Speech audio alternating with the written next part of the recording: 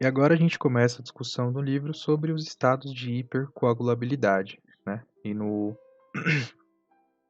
próximo momento a gente vai ver os estados de hipocoagulabilidade e onde a gente tem os transtornos hemorrágicos acontecendo com frequência, né? E aí o livro define aqui, essa definição é importante, uma forma exagerada de hemostasia que predispõe à trombose e à oclusão de vasos sanguíneos. Então essa é a definição de hipercoagulabilidade, né? Uma maneira forma exagerada de hemostasia.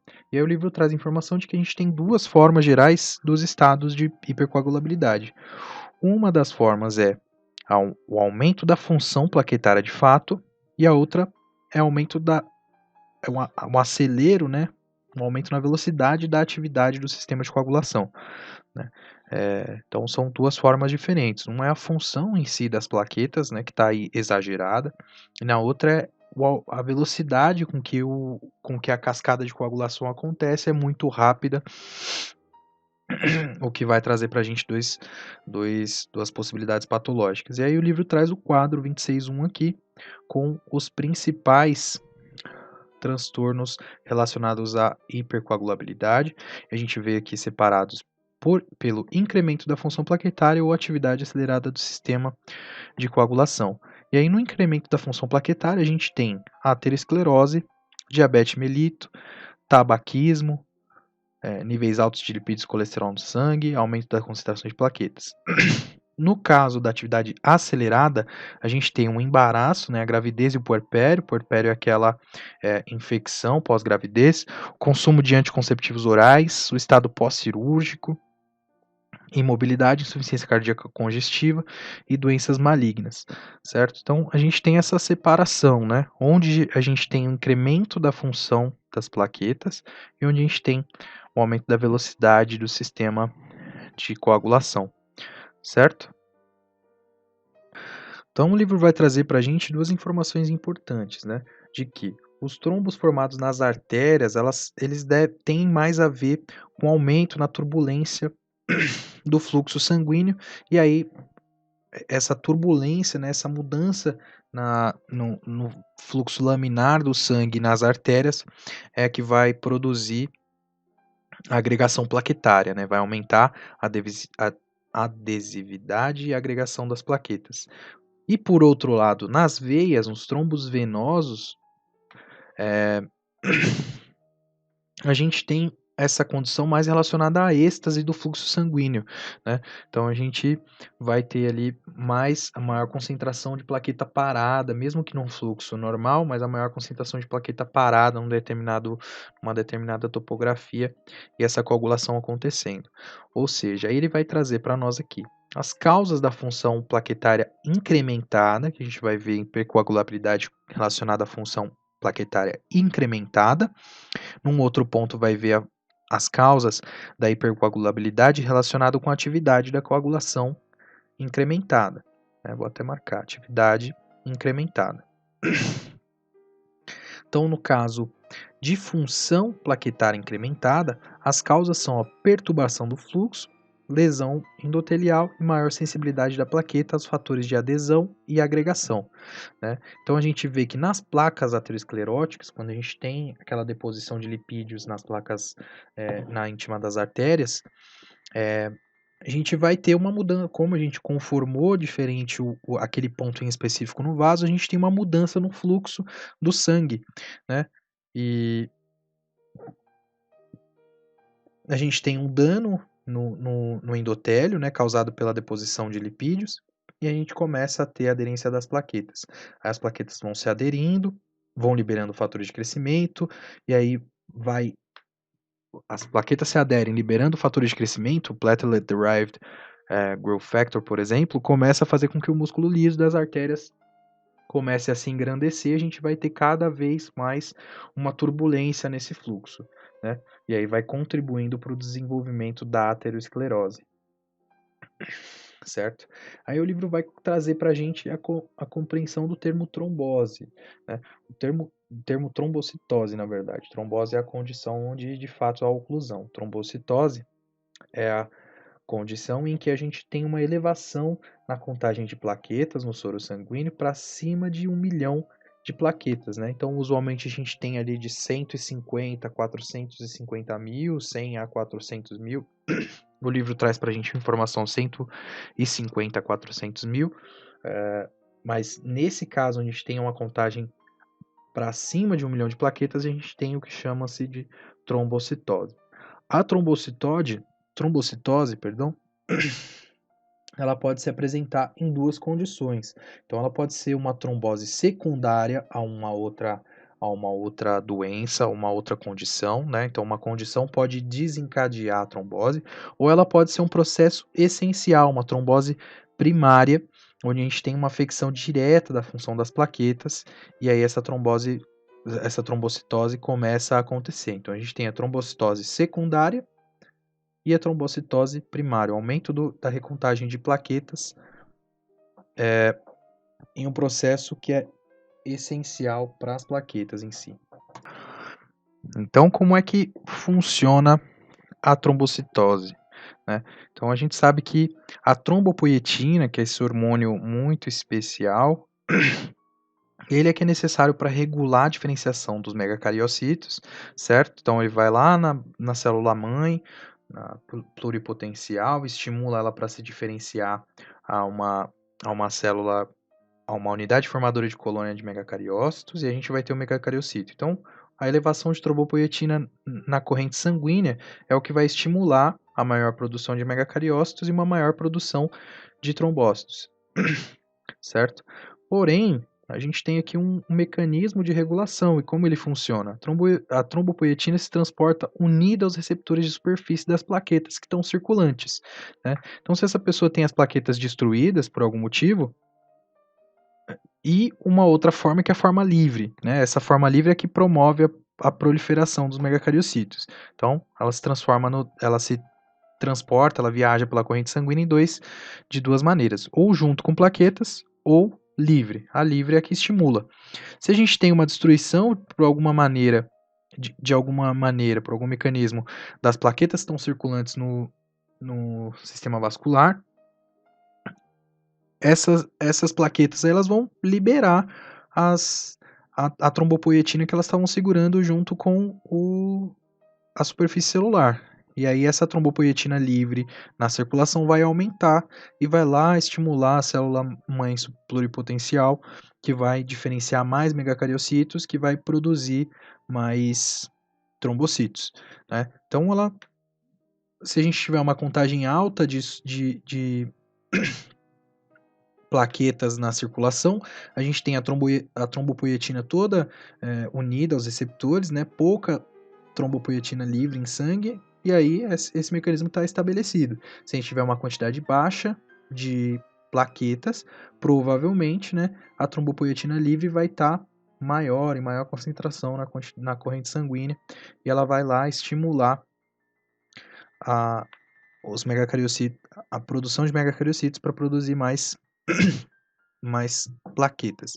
E aí a gente vai falar sobre a causa mais comum de trombocitose secundária, né? Então qual que é? São doenças que estimulam a produção de trombopoietina, são doenças que perdem plaqueta de modo geral, então que elas diminuem a contagem de plaqueta, né? E a gente tem um estímulo absoluto aí para com os megacariócitos, porém, o livro traz informação de que poucas vezes uma trombocitose secundária ela excede 1 milhão de plaquetas por microlitro de sangue. Ou seja, essa condição acontecendo aqui provavelmente vai ficar para a nossa trombocitose primária ou essencial. E aí ele vai citar algumas causas mais frequentes de trombocitose secundária, que é o dano tisular depois de uma intervenção cirúrgica, infecção, câncer ou doenças inflamatórias crônicas, né? Como a artrite reumatoide ou a doença de Crohn, que é aquela doença em que a gente tem uma inflamação do sistema digestivo sustenida, uma inflamação crônica que não se resolve.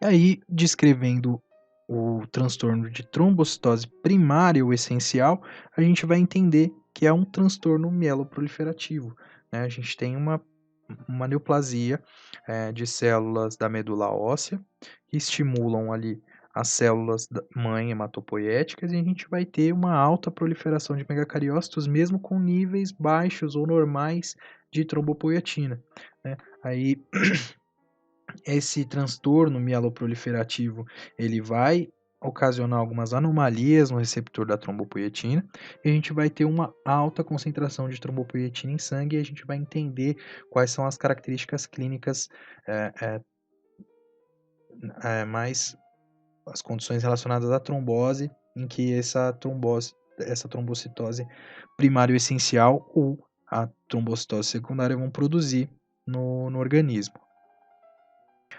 Complementando que a disfunção a anomalia nesses receptores da trombopoietina e esse transtorno mieloproliferativo, eles vão produzir uma disfunção de plaquetas que, no caso de trombocitose, mesmo sendo trombocitose, que é uma alta nos trombócitos, um alto recontro de trombócitos primária, a gente vai ter uma clínica de hemorragia e de trombose, né? Então o livro começa a falar para a gente sobre as manifestações clínicas mais habituais, e são trombose e hemorragia, certo? Então o livro traz para a gente aqui alguns dos fenômenos trombóticos mais comuns, que incluem a trombose venosa profunda, né?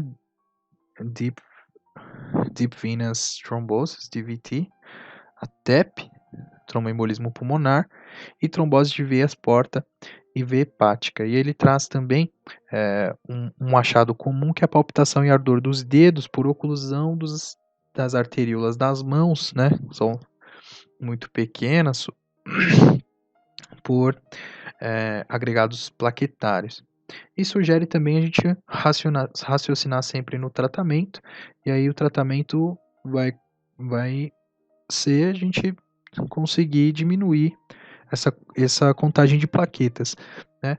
Para o caso da trombocitose, a gente vai ter hidroxiureia, né? Ajudando a diminuir a contagem de plaquetas, e um tratamento complementar com AS, com ácido acetilsalicílico, diminuindo aí a atividade dessas plaquetas, diminuindo os eventos trombóticos que elas vão produzir, né?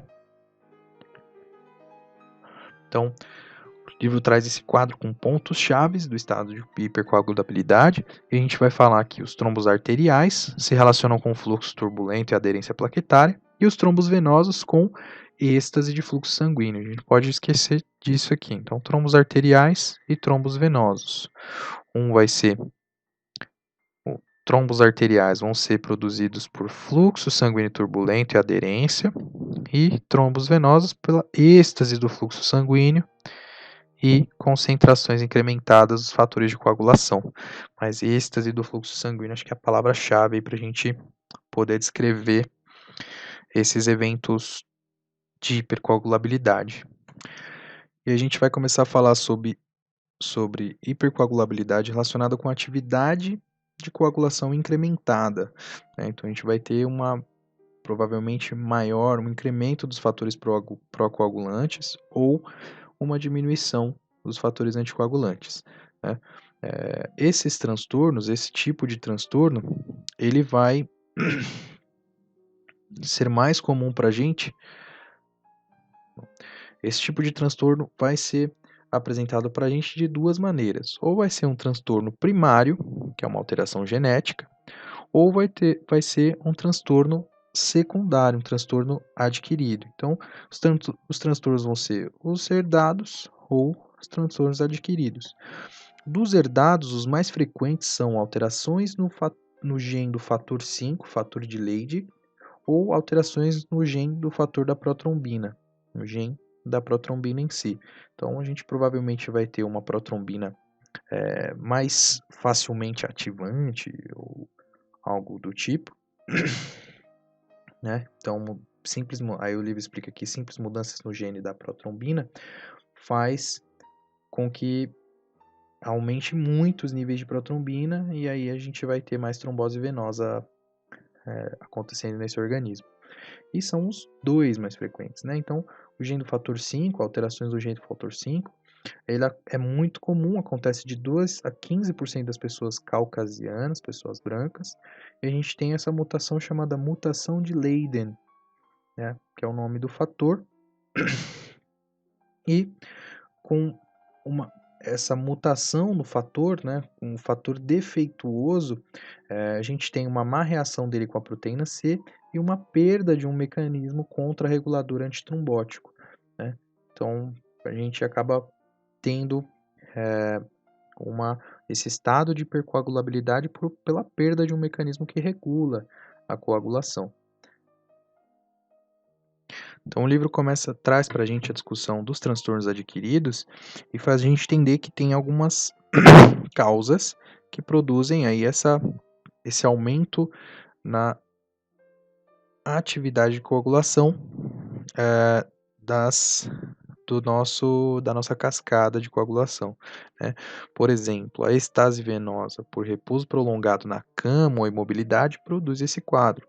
Infarto do miocárdio, câncer, estados hiperestrogênicos e anticonceptivos orais. Todos eles são fatores pró-trombóticos, né?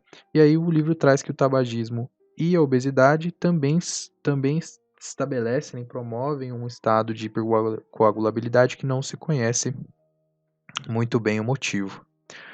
E aí ele faz a gente compreender que a insuficiência cardíaca, por exemplo, ela produz uma congestão, né? Ela pode produzir uma congestão venosa e até mesmo uma hepatomegalia, né? Insuficiência cardíaca congestiva.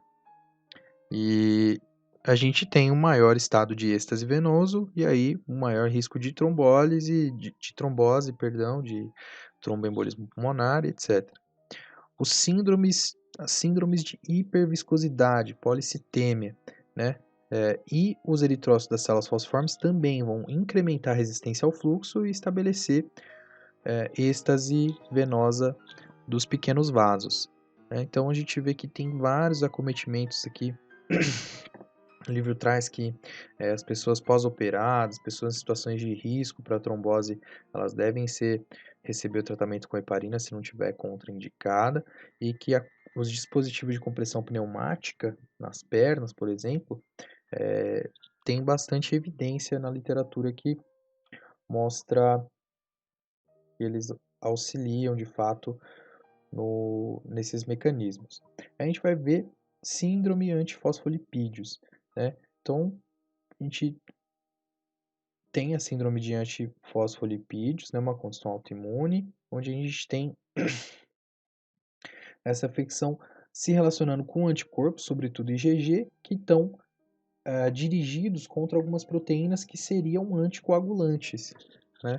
Então, aqui embaixo em etiologia e patogênese, se traz algumas sugestões de mecanismos em que a gente poderia ter um quadro como esse se produzindo, né? Então, as sugestões são, por exemplo, que os anticorpos eles diretamente interfiram ali na cascada de coagulação e como que catalisem a cascada de coagulação, produzam hipercoagulabilidade.